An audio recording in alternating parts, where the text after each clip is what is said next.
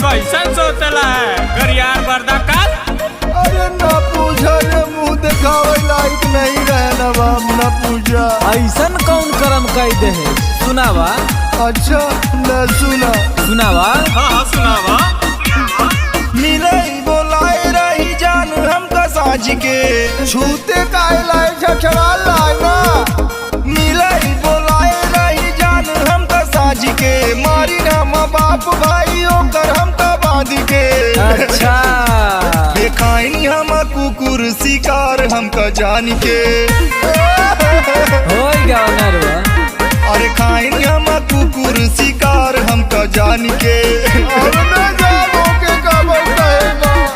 Sober रही जिज्जी ओकर पूरा चदर तान के, हम उता घुसी गन जान अपन मान के।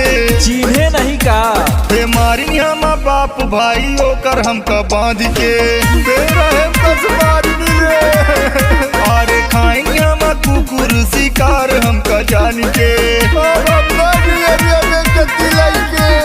फांसी लगाई लेबे का। हम जानत रहे तो का एक दिन वो पिलवाई।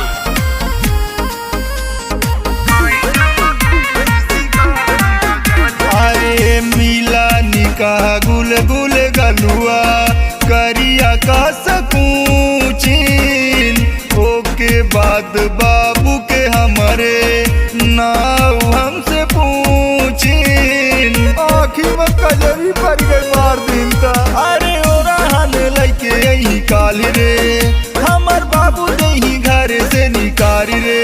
अच्छा अपना तकाड़ी जैसा करने अपने नानी के। अरे अपना तकाड़ी जैसा करने अपने नानी के।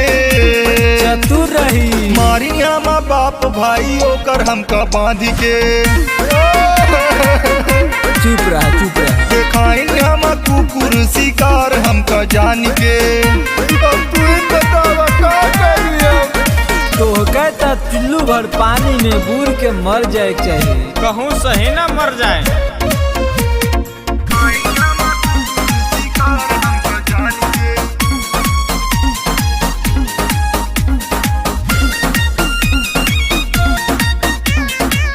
खाए रही क्रिया संगे साथ निभाई, हम नहीं जानत रहन हमका पूछवाई।